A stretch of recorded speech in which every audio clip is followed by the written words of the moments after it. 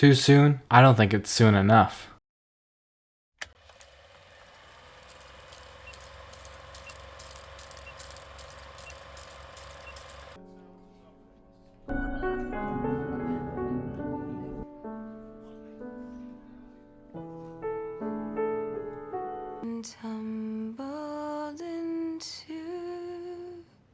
I've spent a lot of time and a lot of tweets on this actress and how great she is. I haven't talked about her much on this channel, other than TASM and Cruella. But here's your deep dive. Here's what I'm calling the Emma Stone Marathon. Here is my letter to Emma.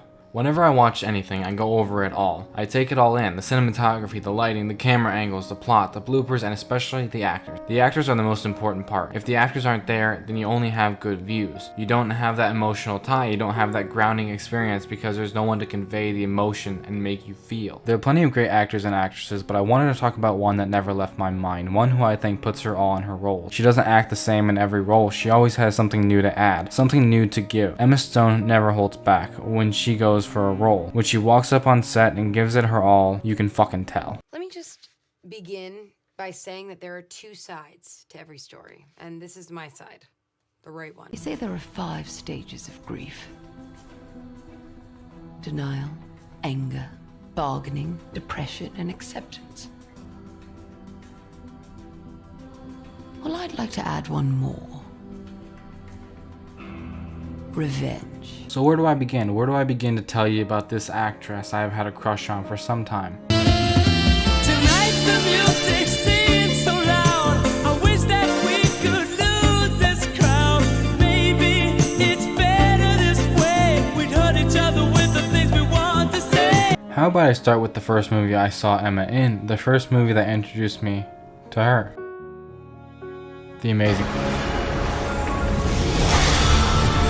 TASM was the first movie I had seen this actress in. It was the first movie I had witnessed the acting chops that she really had. This isn't a Spider-Man video, this isn't even an argumentative video, but to me personally these movies meant a lot to me. Not because of the cutting taking place behind the scenes with Sony, not because Peter is a skater boy even though I was a skater kid, but we don't talk about that. It was because of Emma and Andrew's bond that held this movie close to my heart. It was the shy, nerdy, headphone-blaring rock music skater kid, Peter Parker, a kid who went through a lot and a teenager who's still going through a lot, gets to his desk after an unpleasant time with Flash. He sits down, rests his head, and hears Gwen. Someone who's concerned. Someone who cares. That was great, what you did out there.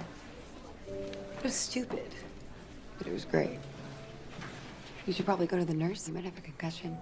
She came in and she was like a shot of espresso. She's like being bathed in sunlight. Me? She's incredibly energetic and enthusiastic, and she had this sense of play and fun, which was incredibly exciting. You boys are gross.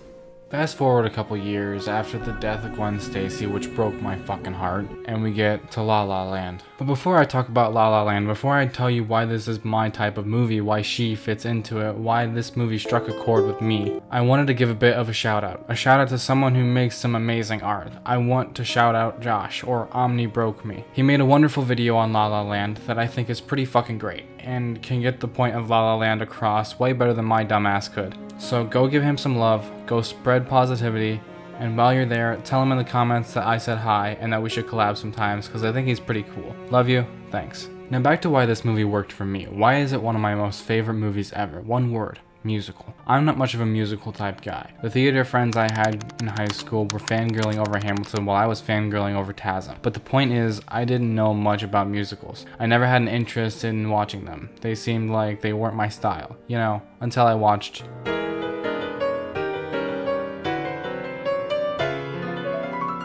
La La Land is one of the reasons why I wanted to make this video on Emma. The other reason was that scene. But I mainly wanted to talk about the evolution of Emma's career and how even if the film is mediocre in some people's opinions, I feel like Emma can always steal the show. She is the one that can pull it all off. I don't believe there is a single role that she can't play. I don't believe there is a role that would stump her or stop her in her tracks. Now I get what you might be saying. Oh, you're just simping for Emma Stone and that clouds your judgment. Well, you're right about the first part. Tonight the music seems so loud. But it's not just that. It's the fact that she is an amazing artist and any director would be grateful to have her. If you still don't believe me, tell it to Emma as she wins an Oscar for Best Actress. And the Oscar goes to Emma Stone, La La Land. La La Land is amazing, but I'm not the person to tell you about that. That person is Josh. So go check his channel out, go check the video out. I promise it's worth your time. And as far as Emma Stone goes, I love you, Emma. You're the greatest. I love you all. See you in the next one.